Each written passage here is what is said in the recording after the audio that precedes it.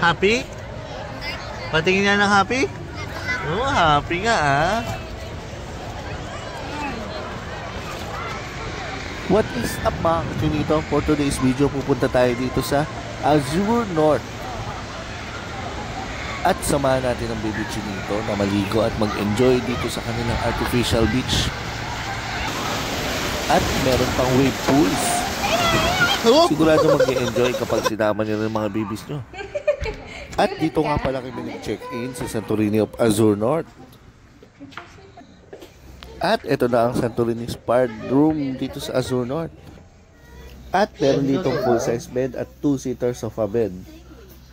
At etong view na to, sa balcony nila na may breathtaking view ng Arayat at SM Pampanga. At makikita mo yung kahabaan ng NLEX. At sabi nga nila, pag nandito ka sa view na tumamayang gabi, mas maganda kasi yung liwanag nung Eye of Pampanga sa Sky Ranch, kitang kita. Ang kagandahan dito, pwede mong gamitin lahat ng gamit nila. Meron dito mga microwave oven, refrigerator na pwede mong lamanan ng kahit anong gusto mo kung gusto mong magpalamig. May induction cooker nga pala rito kaya wala kang problema sa pagluluto at may lababo. Isa pa, pwede mo rin gamitin dito yung mga plato nila.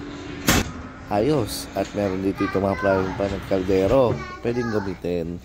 May basurahan din dito. Kaya wala kang problema kung magdumi ka man. O diba? Okay lahat. So ano pa? Sama na kayo dito mga kachinito.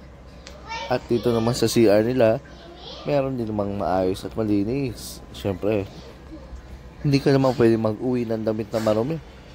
Pwede ka na rin dito maglaba dahil meron din sila ditong smart washing machine. At kompleto dito dahil may mga toiletries pang kasama. O diba? Panalo ulit, diba? Kaya excited na rin kami dito magstay.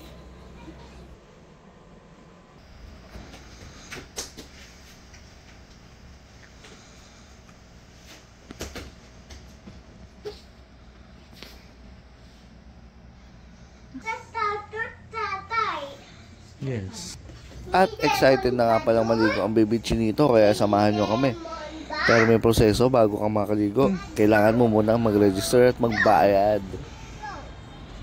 Kung gusto nyo dali ng pamilya nyo dito, dali nyo lang kasi malapit lang sila dito sa SM San Fernando. At malapit lang din sila dito sa kabaan ng NLEX. Kitang-kita nyo agad pag nandun na kayo. Meron sila dito malaking wave pool na sigurado may enjoy ng adults and kids. At ito naman yung artificial beach nila.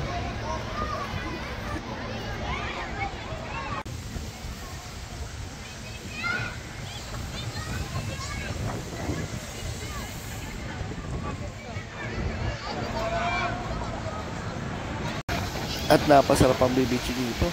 Hindi namin namalayan pag gabi na pala. Kaya kailangan na namin mag-prepare ng pagkain at magluto.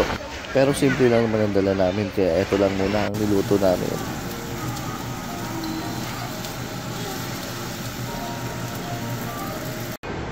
At pag silip mo sa balcony ulit, etong view ang makikita mo. O diba? Ang ganda ng mga lights nila.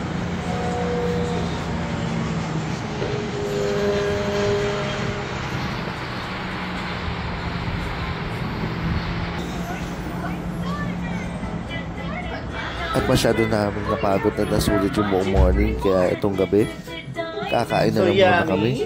At matutulog na. Kaya at ito, sa susunod na video ulit. Good night!